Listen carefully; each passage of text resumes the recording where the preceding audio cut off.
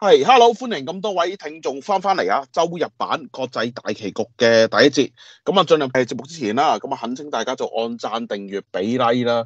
咁啊目前嚟計咧，因為身體抱恙啦，咁啊突然之間嘅病倒咧，咁就個情況比較嚴重啊，咁啊仲未係落到床字嘅，咁啊仲要休養一排，咁啊所以咧而家就好需要技術人員啦，咁啊同埋台長咧係多啲去做主導啊，嚟到去即係控制個節目啦、錄音啦咁樣，咁亦都咧有好多聽眾咧，譬如留咗言咧，咁就先講聲唔好意思，因為咧就講緊啊睇，譬如睇啲留言啊，睇啲咩太過傷神啊，咁我咧好多都覆唔到啊，咁但係起碼大家聽節目咧都會知道個情況啊。好啦，咁啊今日翻嚟啦，咁啊懇請啦嚇聽眾們咧有能力嘅可以訂閱我同台長嘅 Patreon 啦。咁啊台長，今日周日喎，有啲咩同大家分享下？嗱，好原本咧，其實我就想講呢個睇 Netflix 嗰啲嘢嘅，因為即係睇咗呢個 The Crown 啦，咁就跟住另外一套都好勁嘅就係 Graham Hancock 嘅呢個 Ancient Apocalypse 啦。嗱，咁嗰個題目我相信留翻喺呢個神秘之夜先至即係再去講啦。嗱，但係咧就今日好不幸地咧，喺呢個地鐵嗰度咧就發生一啲非常之嚴重嘅事故。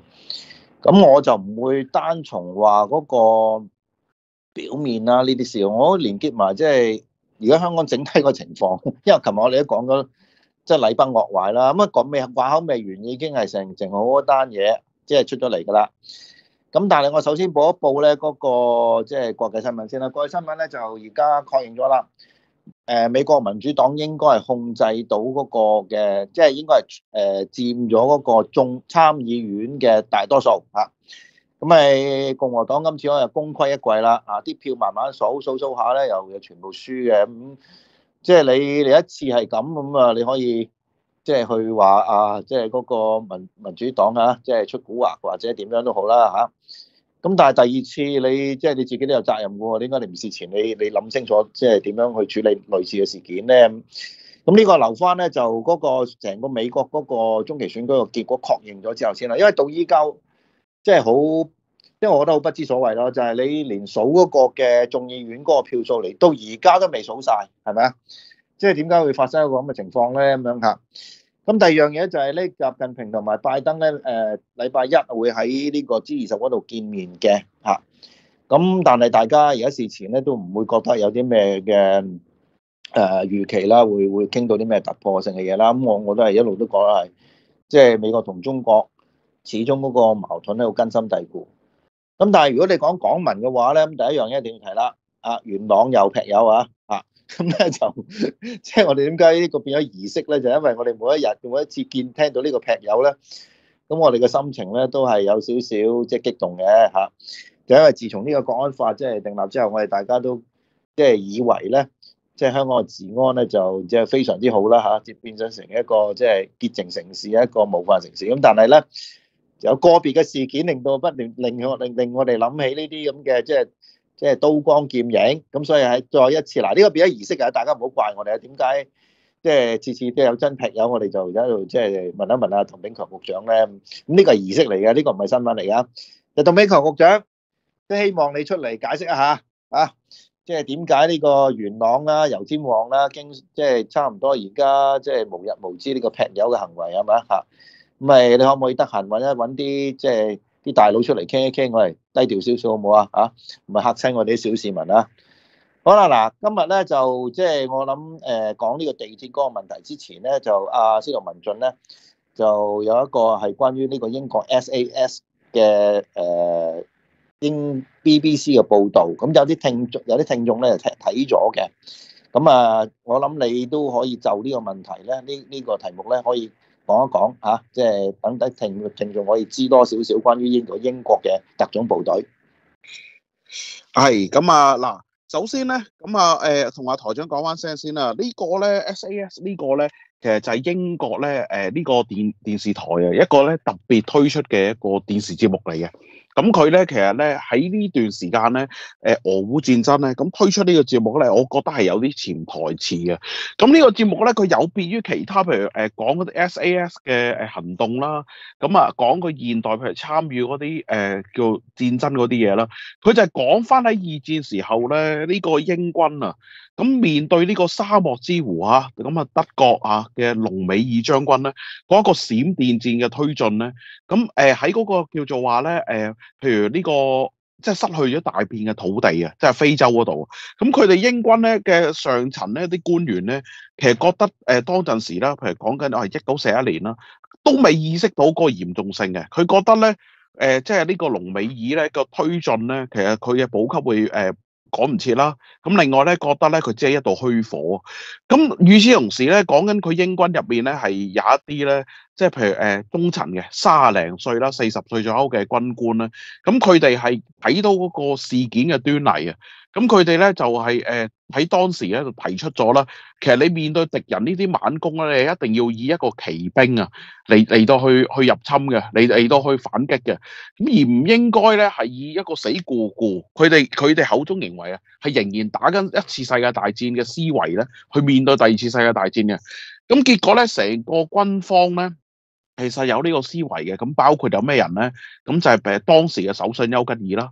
咁跟住咧，丘吉爾之外咧，佢個仔啦。咁原來丘吉爾個仔係做緊啲情報部嘅工作㗎。咁佢當陣時咧係 form 咗一啲咧，即係叫做話喂一啲虛假嘅部隊嘅名嚟到去擾亂咧敵人呢一個嘅軍情，同埋咧擾亂敵人嗰個軍心啊！即係會覺得，咦有一隊嚇好似幽靈部隊咁樣，周圍都會出現，係隨住啲軍隊一齊去嘅。咁當陣時咧，佢擾亂咗，做咗假嘅，譬如話啲徽章啦、部隊名啦，但係其實真係冇呢啲人噶嘛。咁成件事就係原來佢組織咗個間諜嘅網路咧，喺戰場上面係無意間散落一啲文件啊，同埋一啲擾敵嘅方案啊。咁佢呢個擾敵呢一隊部隊個名叫咩？就係 SAS。咁與此同時咧，講緊咧嗰啲即係叫做話係覺得而家個戰術有問題嗰啲人咧，咁就直情因為係得唔到上級嘅一啲注視啊，咁所以佢哋咧係直情係譬如話係偷偷地走入去呢個 HQ 啊，即係嗰個總部度咧去見當時嘅將軍啊，亦都咧係將呢件即係佢哋嘅方案咧。包括係當陣時首創啦，即係以呢個散兵啊，咁係作為呢個侵入嘅突擊啦，去到戰場上面，同埋等人哋未出發之前，已經係仆人啦。咁佢用呢一系列咧嘅方案咧，走去講，咁換嚟咧，咁係當時軍方嘅上層因為唔想冒險，咁就唔緊要啦，我哋有個作出嚟嘅部隊啊，咁不如將呢個部隊變真啦。咁就純粹係俾咗幾十人佢哋，咁但係咧完全係冇物資、冇 vehicle 戰爭機器，乜都冇嘅。咁但係換翻嚟嘅就係話俾佢有足夠嘅自由度。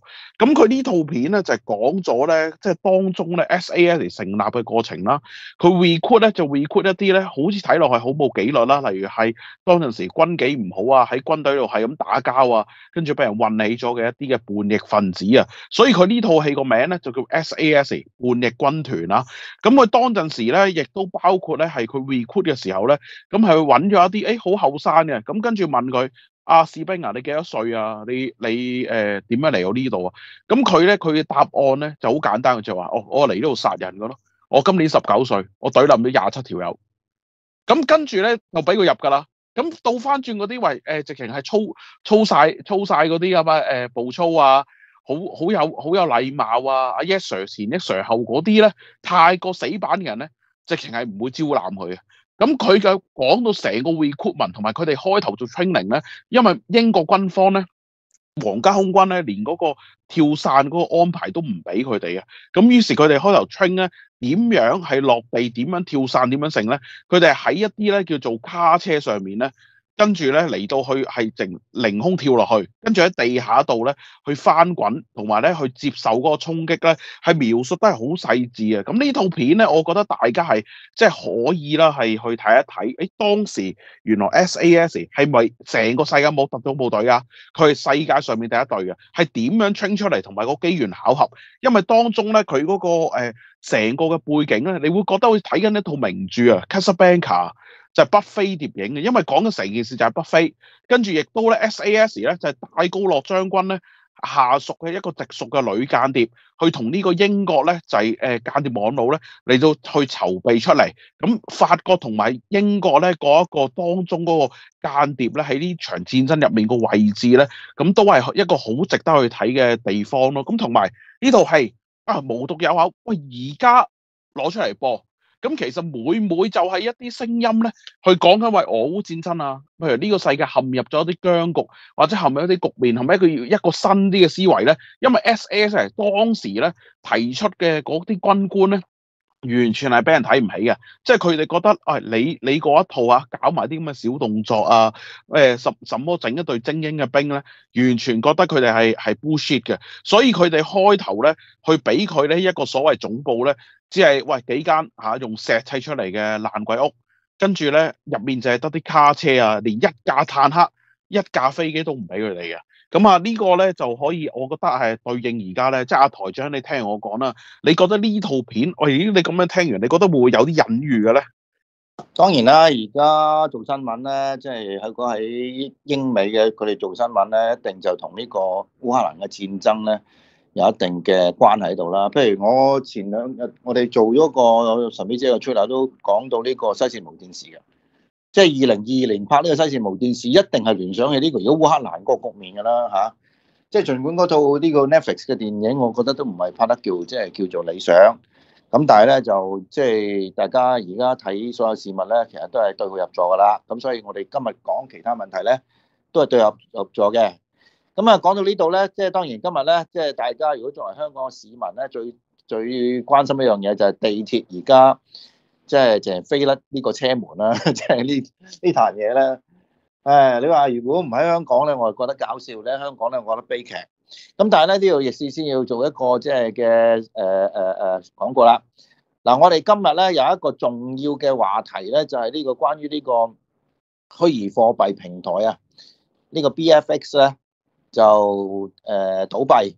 咁而家傳說咧就係嗰個嘅呢位神童咧，呢位嘅 IT 神童，呢位嘅虛擬貨幣神童咧就可能着草。不過最幽默嗰樣嘢就係佢之前咧。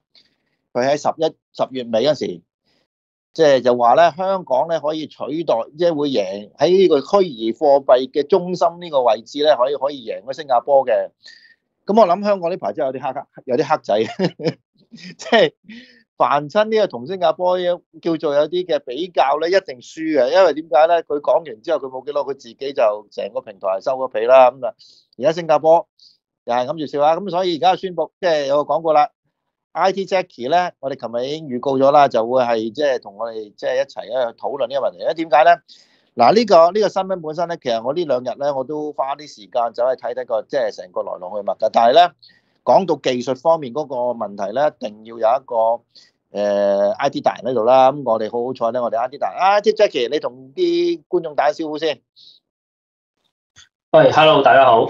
係啊，你後邊嗰把聲咧，好似有少少回音，不過唔緊要啦，啲聽眾將就下噶啦嚇，因為今日我哋就聽到你啲即係比較寶貴嘅消息。咁但係咧，即係第一樣嘢當然係涉及到而家今日嗰個即係朝早發生嗰個地鐵嘅甩門嘅事件啦。咁我用一個乜嘢嘅開頭咧？咁樣嗱，個開頭咧就係咧呢個琴日咧即係前日啦。就係呢個警方方面咧，就開咗個記者會，就係話咧其中一個即係討論嘅問題咧，就係呢個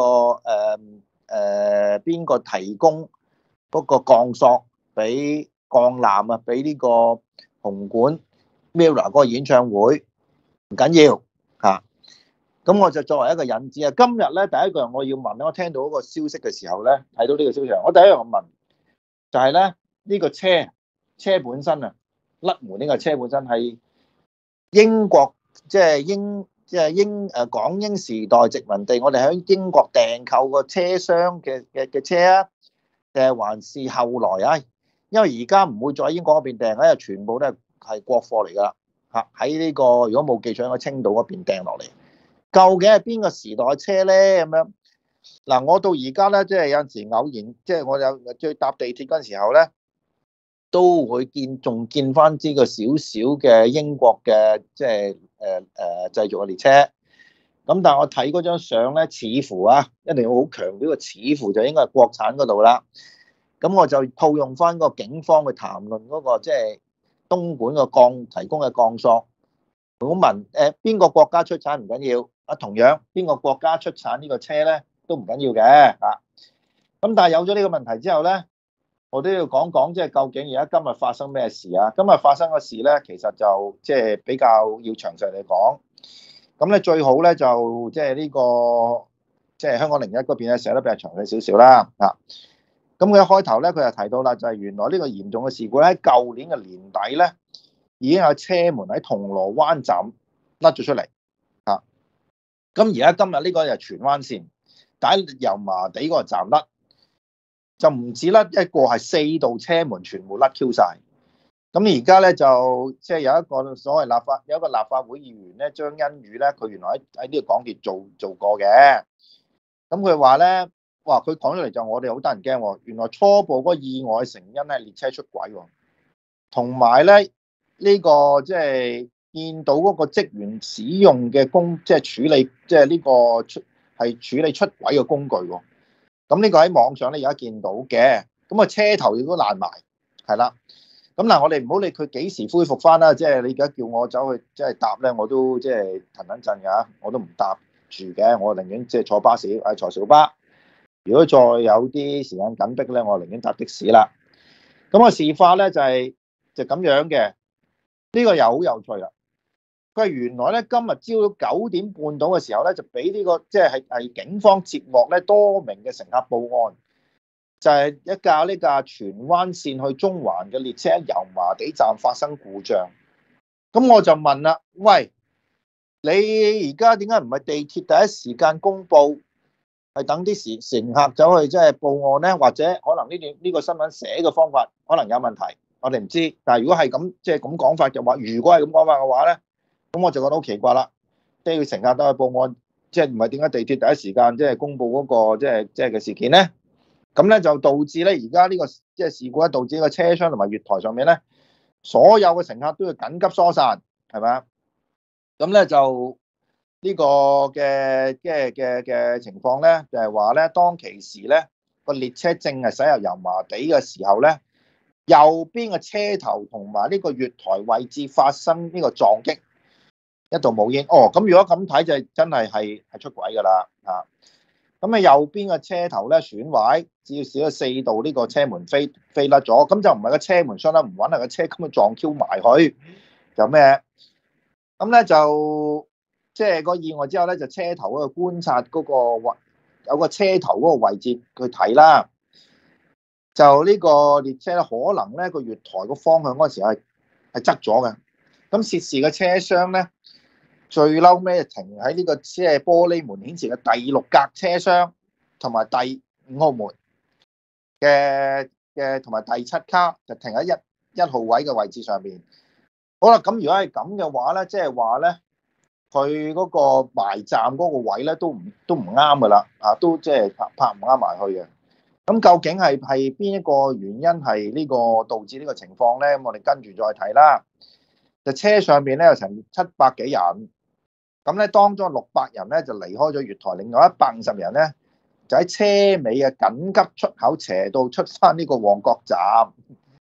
咁有一個女乘客咧就擦傷咗，咁有一個女乘客咧咁就即係感受到即係唔舒服，咁但係咧都唔使送醫院㗎啦。咁呢位張欣宇就喺度現場分析嘅成因咧，就話咧個列車車門鬆脱咧，可能有幾個因素，例如喺隧道入邊撞到嘢。不過咧，呢個即係出事嘅班車咧，唔係今日第一班車，咁而且咧佢嗰個甩嘅轆門車門咧個數量比較多啊，咁呢個推斷到啦。如果你話之前有即係第一班車佢撞到嘢，咁即係可能就係嗰有嚿嘢喺度啦。咁但係如果過咗咁班車都冇撞到，淨係呢班嘢撞到嘅，咁應該就唔係嗰件事啦。咁舊年12月嘅時候咧，呢個銅鑼灣嗰度就甩咗門。咁正係因為點解咧？就個廣告牌移咗位，咁啊導致嗰個門咧就應該撞到度門啦嚇。咁另一個原因就係出軌，即係呢個好多道嘅車門同時呢個碰到嘅時候咧係鬆甩咗。咁咧就而家睇個相，亦都睇到維修人員都係用呢樣嘢㗎啦。咁但係唔係一度，即係亦都呢個解釋咗點解係冧咁多道門啊嚇。咁當然啦，如果講到呢度，咁我哋梗係問：喂，點解要出軌先？係咪啊？咁咧，暫時咧佢未人判斷，就話呢個即係問題點樣。不過要清走咗之後先知。咁啊，幾個鐘頭之後先至即係去咩啦？好啦。即係而家個暫時個消息係咁樣啦，咁唔知即係到晏少少仲有冇啲嘅其他嘅消息佢講俾我聽。但係咧，你一問你就會即係諗翻你啦。琴日已經爆咗電梯㗎啦，即係嗰啲嘅扶手電梯咧，又係爆過嘅。呢個問題咧，其實幾年前咧就出現過好多次嘅，但係好彩咧就冇傷到人。但係咧，你唔可以因為即係計個咁嘅好彩，你就覺得以後都冇事。就正如我不斷日即係次節目我都講㗎啦，你而家係咩咧？電閘你又冧，天秤你又冧，屏幕你又冧，係咪啊？樹你就快冧，你又唔理，叫話即係砸死個人。而家地鐵係咁樣就出軌，咁你究竟係香港發生咩事咧？咁我第一樣嘢就要問你，而家地鐵嘅維修究竟即係嗰個管理係點樣嘅啊？因為咧以前我哋做新聞都查過，其實每一晚地鐵收工即係唔係真係收工嘅，即係停一停，即係呢個即係停止服務嘅。其實嗰晚個晚上咧就係所有嘅呢啲嘅路軌咧都上去 check 過嘅。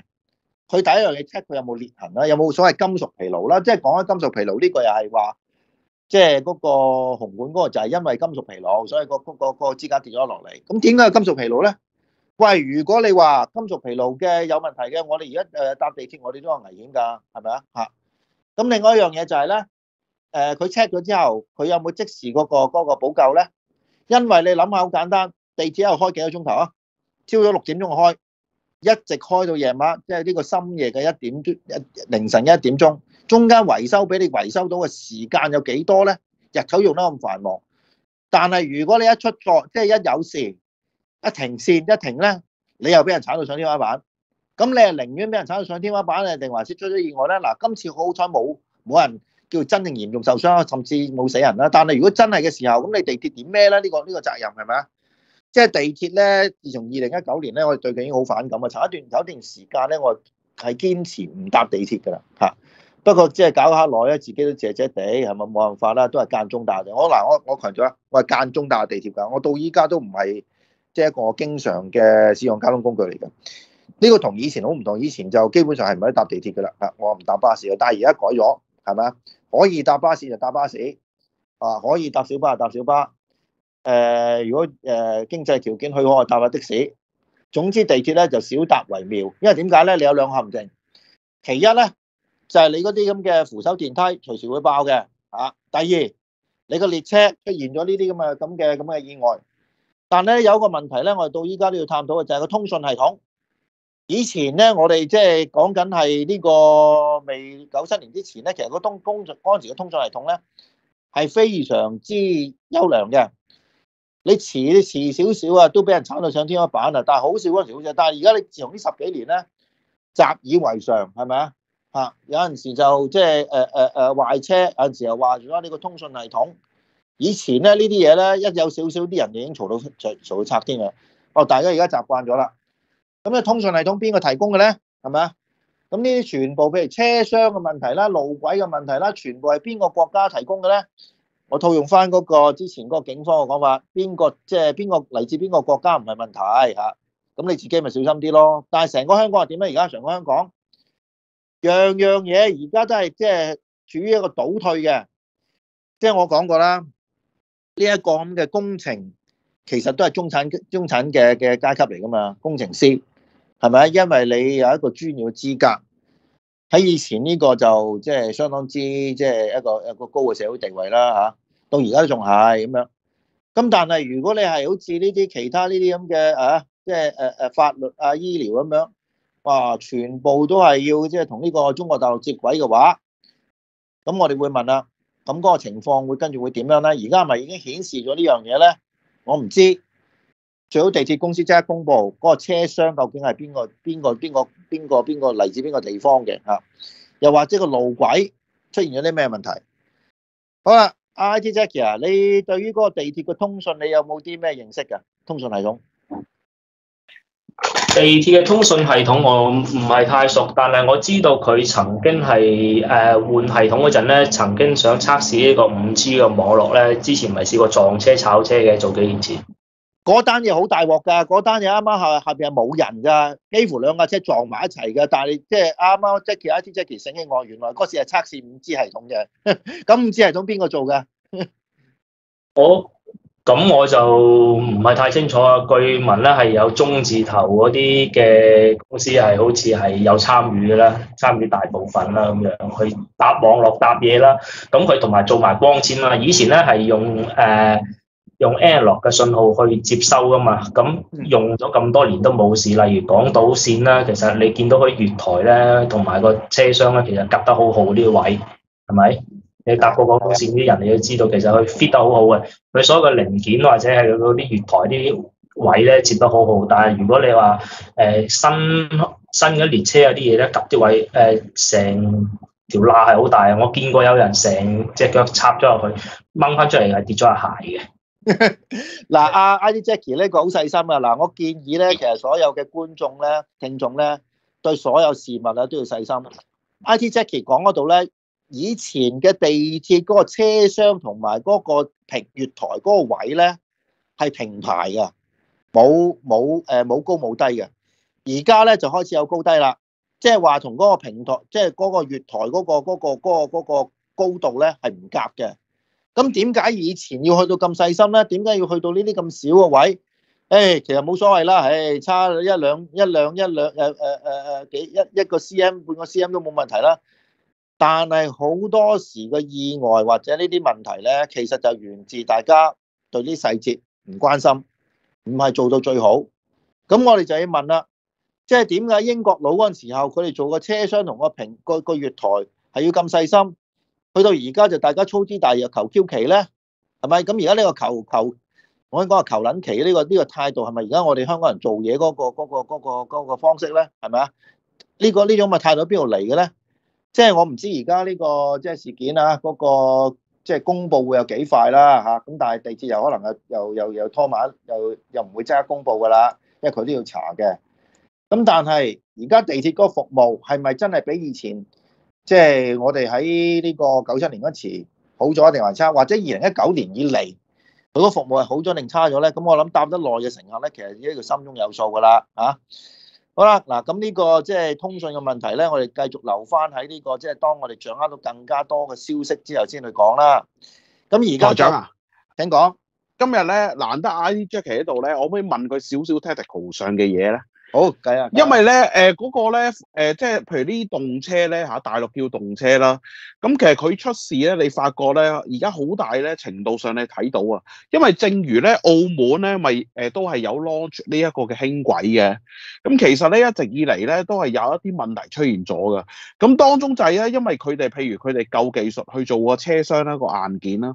咁但係咧，佢哋係唔夠啲技術咧去做嗰個譬如話 software，即係嗰個控制嗰個程式啦。同埋啲 panel 啊嗰啲嘢，咁所以咧，好似譬如以往嚟計，譬如你英殖時代或者以前歐洲咁樣啲列車，佢當然一條過咁樣做嗱，日本都係啦，譬如西門子或者譬如你日本嘅公司咁樣，咁跟住佢咪一套過做嘅。佢而家個情況咧，我講得簡易啲就係嗱，我用你個 iOS， 咁但係咧部機就我生產，即係譬如我攞咗部小米啦嚇，或者係華為啦。就用你蘋果個 iOS 套落去，跟住改做可能簡體中文啦咁樣，咁就咁樣夾嚟用。咁三件事咧，譬如話車廂硬件、控制器個 panel，同埋咧講緊咧係程式，分三樣嘢，係由三樣唔同嘅嘢嚟夾嘅。咁啊，而三樣嘢嚟到去夾咧，就係人為咧，去改翻啲咩就算啦。即係個情況嗱，老實講就唔同我哋咧繁體轉簡，簡轉繁，唔係話攞個 Word 或者 Excel 咁簡單嘅。咁呢個係比較高深啲嘅。咁我想問下 Jackie， 如果夾硬地係用唔同嘅 system， 以至係用國內生產嘅硬件套落呢軟嘅身上，唔會出現啲問題咧？我想你解答下。如果理論上根據佢份 SOP 跟住去做咧，其實係冇問題嘅。但係咧做嘢呢個世界上咧，太多人咧都係求撚其啦嗰句。佢求其去做，或者係佢爭少少誤差，咪改佢個標準咯。嗱，老實講，其實以前嘅標準咧，其實都幾高規格。即係佢就算係點解話而家想升級去做光纖，佢話啲速度快啲咧。但係以前舊式嗰個都夠用，佢哋其實點解唔跟舊式嗰個咧？咁啊因 cam 數啊嘛。咁有唔同嘅 third party 去招標，即係例如每一張將佢嗰個合約咧拆開咗10份標書，邊價低者得，咪攞到嗰份標書。但你價低者得到嗰樣嘢，會唔會出嚟嘅效果係咪要將貨就價咧？例如好簡單，例如嗰個電掣位咁啊，以前嗰啲 M 數可能話，我要求其實過咧係要過30M 嘅，但係點解要俾條60M 嘅 fuse 落去咧？點解要俾咁高？咁係預高啲，去預佢有機會會short 啊，有機會會突然間佢個電流會過大啊，咁樣去保護翻個電腦啊嘛。其實佢要好多呢啲咁嘅細微位，其實佢要預多唔可以預少嘅。佢永遠啲數咧就係遇到啱啱好咁嚟壞咯，壞咗嘅話佢咪就可以 cam 公司話可以再加多啲錢啦，繼續做呢樣嘢咧。所以佢做出嚟嘅效果，你諗下，樣樣都爭啲嘅話，其實就爭好多啦。好似話呢個零件可能爭1cm、2cm唔覺嘅咁，但係結果咁多 part 或者咁多卡列車加埋一齊，咁你諗下爭幾遠咯？Jackie 啊，我想問下你啊，嗱，譬如歐洲咧，以至我哋即係好熟悉啦嚇，聽眾們好熟悉嘅日本咧，子彈火車啊。喂，其實佢都運行咗咁耐啦，咁點解即係譬如好似子彈火車咁樣，佢都冇話呢個嚴重事故係經常發生咧，即係冇咁密啊。但係你睇到譬如喺溫州炒車個動車事件，咁我哋當時有位國內聽眾啊，佢係喺呢架車上面，不過佢就唔係喺炒咗嗰一節，咁啊好好彩，咁佢個人都冇事啦。咁啊喂，以至去到近期成日見到啊，譬如講緊下國內嗰啲行下會着火啊，以至去到而家香港啦，你見到地鐵呢啲環境啊，其實成件事係咪就係平時嗰啲技術人員嗰個嘅維護，同埋咧對嗰啲路面嗰個情況咧，係睇得係即係求其啊，好似你話齋，因為嗱你日本照計有地震又成，冇理由面對嗰個地形嘅難度同挑戰咧係深過我哋嘅。咁第二就係大家之前都記得啦，報道過啦，譬如你溫州啊、聯嗰啲高鐵啊，中間咧嗰啲過橋咧嗰啲石墩啊，下面啲石咧，譬如係我有呢個鬆散啊，甚至乎個墩咧係有爛咗咧，都冇去維修佢嘅。咁你始終有一日，哇，成條墩斷咗咧，你啊中間真係你架車冇事，你個 panel 冇事咧，條軌都會直情冧咗啦咁樣。其實會唔會就係喺嗰個人員嗰個維修質素問題啊？我想問下 Jackie。絕對係啊！其實第一你係其實做維護係好緊要嘅。第一係維護，其實第二就係設計啊。佢最初設計人咧，本身佢個 design 可能好似日本嗰啲咁嘅磁浮啊，其實佢可以行到800嘅。但係點解人哋最快500就即係去到500就 stop 咧？咁人哋計好晒條數，喂，我唔可以行到咁盡噶嘛。咁你有某啲強大國家，佢人哋本身行500嘅啫，佢話可唔可以俾多啲電流佢話谷佢勁啲，可能行到600咧咁，哇600好勁啊咁樣，咁咪快咯。嗱呢個咧，呢個牽涉到係個國家嗰個即係佢哋自覺嘅個地位嘅問題，因為如果而家嗱你諗下，即係呢個以前話呢個大國崛起，以乜嘢去即係話同世界講我哋係咩咧？其中一樣嘢就係高鐵。高鐵係中國作為一個即係所謂嘅先進國家嘅一個嘅表現嘅例子嚟嘅。咁但係正如一啲即係講，人哋唔係行唔到，但係人哋會講一講樣安全係數。你行到咁盡咧，日成日用咧，遲早會出事，係嘛？而家我唔知香港呢個情況係咪都係咁樣啦。即係話咧，嗰條設計嗰度可能都係做到嘅，但係如果你日日用或者咁繁忙，你實有機會出錯啊嘛。因為喺嗰個機械工程學上面有一樣嘢叫 Murphy's Law 啊嘛。如果一啲嘢有可能出事嘅話，佢就必然會出事。點解必然會出事啊？因為你用得多啊嘛，個或然都實會到㗎，係咪啊？所以咧，你而家呢個情況咧，即係話嗰個設計本身以至到嗰個即係日常用嘅，係咪已經係即係同呢個中國即係完全接軌咧？呢個係先係嗰個核心問題咯。咁啊，N 年前嗰個溫州個事件咧，到依家都未查。咁我相信咧，其實呢個查嘅機會係相當之即係真係查到真相嘅機會相當之低啊。但係聞說當其時係咩咧？就係追尾係個軟件本身出咗問題。咁個軟件出咗問題，有咩原因咧？俾咗大筆錢去做，咁但係後邊偷工減料嘅，有人貪污，咁呢啲係經典嘅問題嚟啦。咁我哋呢度咧就冇得搞噶啦。咁澳門嗰邊咧，你哋文俊兄啊，你哋幾時有呢個輕鐵啊？澳門咧嗰個輕軌咧就已經運行咗一段時間，咁而家咧當然啦嚇，嗰個投入大量嘅公帑去做維修同修葺啦，咁以至嗰個營運團隊轉咗幾手啦，咁目前咧就係香港嘅地鐵咧過嚟係做呢個總營運團隊嘅，咁一直以嚟咧嗰個載客量極低。咁目前咧，亦都係營運層面上面咧，話本地居民咧唔多用嘅。咁去到而家咧，即係佢話哇，佢解釋下，因為你澳門而家冇旅遊業啊嘛，冇旅客啊嘛，冇乜嘢啊嘛，咁咪一直以嚟咁咪所以營運咪蝕錢咯。咁以至咧，譬如講緊咧個不停出事故啊，咁講緊係有好多技術上嘅問題咧。咁其實係澳門咧即係乜嘢都係㗎啦，你解答唔到啊。如果你要真係咧，佢要去好跟照揾一個原因咧，個原因其實你就唔講得嘅。咁所以咧，去到而家咧，澳門嗰個情況咧，我哋即係市民睇啦。你話呢條輕軌，喂會唔會大量俾市民普及嚟用咧？咁除非你話市面上唔俾巴士啊嗰啲運行咯。咁另外澳門本身有個先天缺陷，因為細啊嘛。其實你一對腳可以周圍都行到啊。咁一係你再用一啲政策咯，或者要睇下佢開放埋澳門呢邊個路段咯。咁重點你話喂不停燒錢，不停點樣？咁去到即係你聽到有啲荒謬嘅工程比輕軌仲荒謬嘅，咁你話澳門咧嚟緊落去點咧？呢個係佢嘅文化之一啦，佢本身個傳統嘅構成，所以大家都唔會有一個深厚嘅寄望。咁但係睇到香港鐵路咧嗰一種咧陸續嘅衰敗咧，其實係令人係好惋惜嘅。因為你譬如你講緊以前喂，甚至乎你睇翻可能係幾十年前英國製造嘅車廂，或者你見到以前英國製造嘅雙層巴士啊嗰啲咧，其實咧講緊啲嘢嘅耐用性啊，以至嗰個結構啦，所有嘢啦，喂個工藝啊，啲質料嗰啲係而家都仲及唔上，咁你覺得好唏噓㗎嘛？即係你隨住時代進步，喂理論上應該我哋個工藝係比以前更加好啊，無論打磨啊，定係有一啲材質啊、成色啊、fit 位嗰啲點解係退步咗咧？咁樣咁以至好似睇到日本頭先所講，子彈火車嗰個嘅情況，其實人哋有地震又成，你老實講，你要講兇險，佢兇險過你10倍8倍啦。所以台長咁我哋澳門人咧，其實就冇話事權嘅，只可以係無奈咯。講啱嘅，但係我哋都無奈啦。我哋而家咪講下咪算咯，講下算咁講咩咧？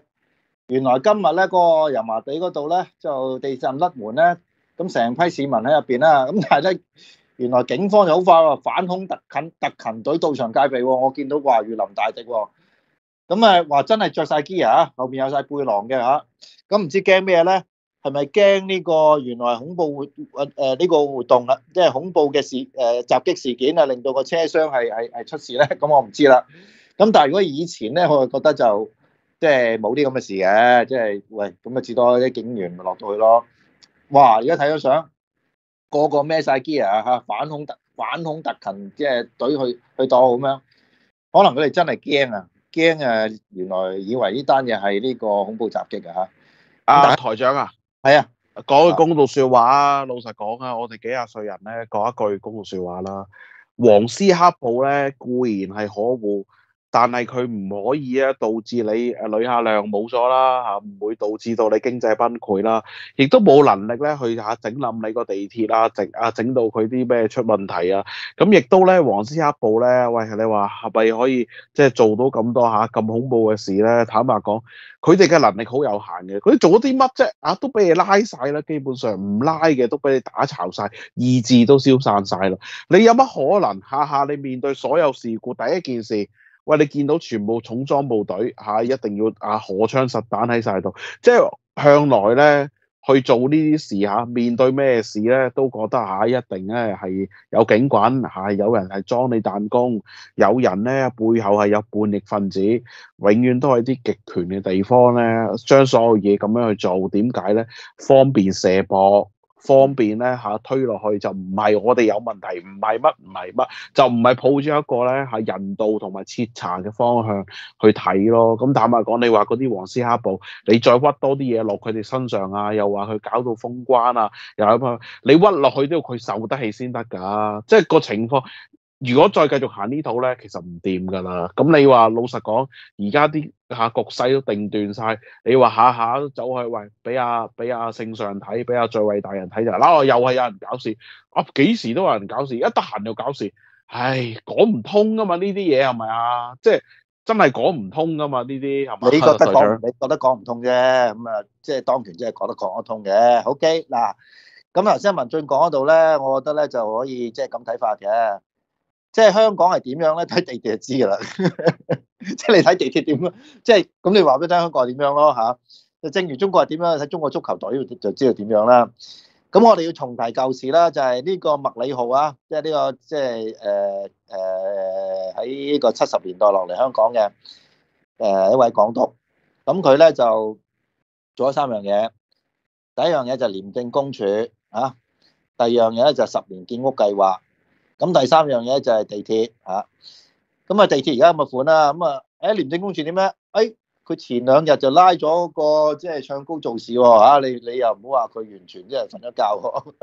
咁但係我哋期待咧就係，喂，你都即係咁多年啦嚇，即係都整咗單嘢出嚟啦，繼續努力啦，睇下有啲咩嘢啊嚇，譬如話即係而家呢啲咁嘅地鐵嚇。即係嗰個車廂嘅，咁有冇涉及到呢啲嘅，即係買嗰啲嘅車廂嘅時候啊？俾嘅錢啊，同個車廂嘅質素唔配合咧嚇。仲有啦，當年呢個禮頓工程啊，嗰個沙中線嗰個問題係咪啊？其實我哋講好耐啦，廉政公署應該睇嘅，係咪啊？呢個又係地鐵啦嚇，又係點解又係即係有呢個沉降啊嚇？咁同埋其他呢啲問題係嘛？最後搞到幾乎要即係開唔到，咁仲要揾個調查委員會出嚟喎，但係調查委員出嚟又冇料到喎，係咪啊？呢啲咧就即係睇住一件事係咁樣咧。仲有10年建屋計劃啦，原來而家翻去呢個即係咩輕便公屋係咪啊？即係組裝式嘅呢啲，其實我話俾你聽，呢個係等於咩咧？係等於以前嘅木屋區翻新啊！以前就求其揾個地方去搭個木屋。翻嚟就俾你住，水自己搭嘅係咪啊？電又自己搭嘅，所以嗰陣時有偷電啦嚇。而家唔係，而家政府同你做，唔使你自己整木屋㗎。咁但係問題就係搭咗出嚟點咧？夏天嗰啲屋，即係嗰個熱度去到幾高咧？打風嘅時候呢啲屋究竟會點漏水法咧？全部冇人講喎。而家就係咁樣啦。咁呢個係即係如果簡單嚟講咧，3樣嘢。都翻轉頭，甚至可能比呢個即係翻轉頭更加差。咁所以呢個即係大家要睇呢件事嘅時候咧，就要睇台長係有樣嘢係永垂不朽嘅麥理浩夫人度假村。仲有麥理浩徑，因為係啊，最近咧係啊，去住咪得咯。何君堯啊，佢話就要將呢啲香港人啊，唔係中國人呢啲鬼佬呢啲咁嘅冠名咧，全部改咗晒轉名中人。其中一個咩？李小龍，第二個岳飛。咁台長嗱，作為你嘅學生，我要請教你啦。咁我問下你，維多利亞公園應該改乜嘢啊？維多利亞公園應該東方紅公園啊，咁簡單。喂唔得喎，佢係女性嚟，有冇啲當代偉人噶嘛？江青啊，定係邊個啊？可以擺落去啊？咁嘅，佢夠姜咪整翻即係前一任特首咯，係咪啊？咁啊嗰度就林鄭月娥公園唔得，喂俾人入去屙屎屙尿潑油點得咧？唔得㗎。嗰度有公廁噶嘛？我意思係話個公園入邊嘅公廁以佢命名，係。好，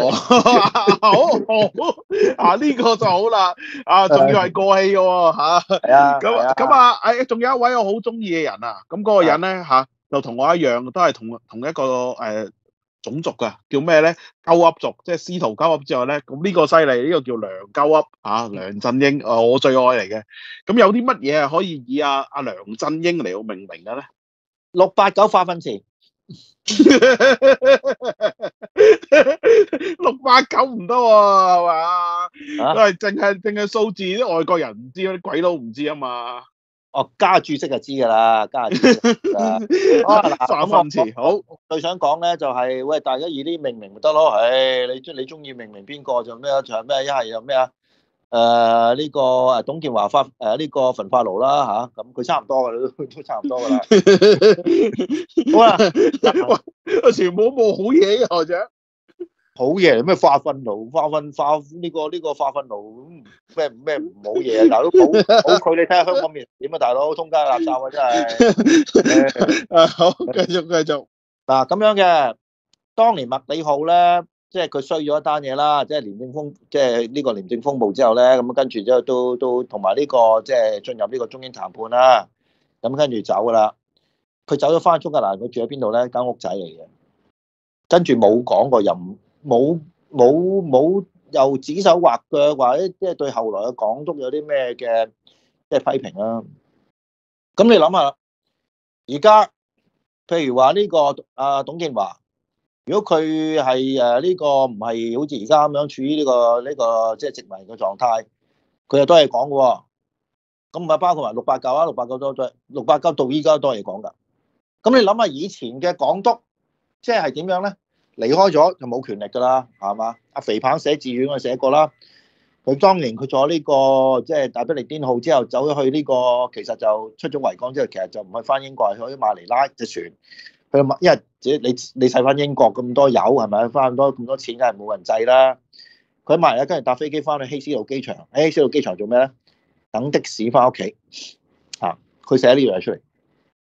其實呢個係對於中國嘅當權者一個最大嘅呢個心理嘅一個呢個焦慮嚟嘅，就係你驚一旦冇咗權之後咧，你唔可以過嗰種生活，歸於平淡，係嘛？麥理浩德。做唔即係呢個卸任廣東之後，就翻去蘇格蘭做一間屋仔嘅嚇，直至去97年嗰時先至有呢個一週刊嘅記者遠道喺香港走翻去呢個即係間屋仔度訪問佢嚇，講翻香港以前點樣。麥理浩夫人最近即係死咗唔係好耐嘅，同埋你有張相你見到咧，麥理浩嗰陣時候咧，佢上山爬即係行山同佢夫人撞到班童子軍喺側邊影咗相。側邊冇實 Q 噶，冇保鏢，乜都冇，就真行山。歷任嘅港督即係戴麟趾嗰陣時唔計啦，俾啲左仔即係有喺度追擊，佢梗係唔敢落去中環啦嚇。跟住落嚟，你呢個麥理浩、尤德、衛奕信、彭定康行落中環，行落街道冇問題嘅，唔需要保鏢嘅，係咪啊？單拖落去係咪啊？咁點解而家又搞成咁樣咧？呢個即係呢個咁嘅即係林鄭月娥嗱，我講清楚啊，林鄭月娥呢個名我唔係好想講嘅，因為我覺得講呢個名咧整污咗我把口。之前就訪問又唔係香港嘅傳媒喎，係大陸嘅傳媒，仲講到話佢冇錯，係咪啊？即係呢啲嘅即係上司問佢瞓唔瞓得着咁樣，同佢老公冇嘢講。好啊，你話問心無愧，你而家行落街啊？你行落街就咁單拖行落街啊？唔用保鏢啊？睇下啲人會點對你，係咪？即係呢個係好清楚噶嘛？你自己做嗰啲咩，你自己心知肚明啦，係咪啊？嚇，仲喺度而家喺度即係喺度話即係好似扮喊咁樣。喂，你自己你都知啦。如果你做嗰幾年係做得好嘅，你使乜而家咁樣啫？係咪啊？點解而家乜都冇啊？係咪啊？淨係得個太平紳士，係咪？其他啲呢個董建華。呢個國家領導人係咪啊？政協嘅呢個副主席係咪啊？689都係咪啊？曾蔭權雖然坐監，但佢假假地都仲有一個 Sir， 佢仲係爵士係咪啊？你係咩？你係垃圾係咪啊？所以講到呢個地鐵呢度咧，其實我就好多感觸嘅，即係你而家點樣咧？即係搞成咁樣，我哋就有個歷史嘅一個角度就係，喂，當年港英嘅時候，麥理浩即係。幾大魄力，3樣嘢，你理論上到依家都應該受惠嘅啊！一個廉政公署，一個10年建屋計劃，一個即係呢個地鐵。但係你而家係搞鑊咁，即係搞到而家即係不知所謂，係咪啊？所以咧就即係大家冇辦法嘅時候咧，只能一樣嘢，即係去揀搭咩交通工具嘅時候咧，自己就小心少少啦。尤其是睇下即係喺嗰啲咁嘅扶手電梯嘅時候咧。如果帶住細路仔咧，一定要留意嘅嚇。如果唔係咧，分鐘瀨嘢，亦都要即係行路嗰陣時候咧，要小心上面會唔會有嘢跌落嚟，係咪啊？跌落嚟之後，未必有得賠㗎，係咪啊？即係等於琴日嗰個講呢個即係紅館嘅呢個 Mirror 嘅演唱會，原來有呢個保險公司贊助嘅。不過而家呢個即係阿李啟賢即係呢個咁樣嘅受傷法，哦，唔知個保險係點樣喎？有買咗，不過唔知點樣，唔知點樣嚇。咁呢個點解會咁樣咧？亦都係香港嘅沉淪嚇。咁但係咧，即係我哋又唔想放負啦嚇。即係總之大家知道就算啦。咁下一節翻嚟咧，就係一個我今日最想講嘅題目啊，就係呢個虛擬貨幣同埋呢個 BFX 啊，呢壇嘢咧。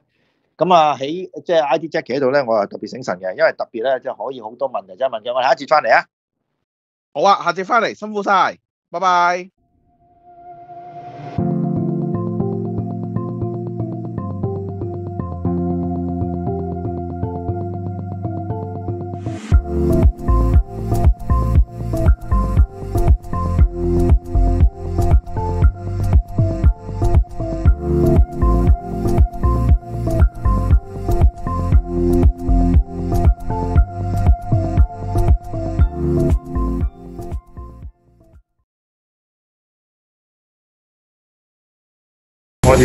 好，今日嚟到呢個火之神啊，咁啊，阿朗哥特登為我煮咗一味嘅，係咪叫台長嘅呢個牛扒咧？我台長西洋牛扒。嗱，咁我要介紹下呢個即係菜式有咩特別之處啊？第一樣嘢，單手都可以食嘅，單手都可以食呢個咁滑嘅牛柳，咁西洋牛扒。咁咧，跟住有側邊有吉列虎蝦啦。仲有啲味蛋咧係牛奶啊，非常非常之滑，完全冇澱粉質嘅。咁咧就除咗呢個之外咧，仲有麵豉湯啦。咁呢味菜咧真係需要非常非常之美味啊！所以大家嚟㗎，跟住落嚟啊，一定要點呢味台長西冷牛扒啊！多謝大家支持朗哥同埋支持梁錦祥風嘅西同埋佢嘅節目，多謝大家。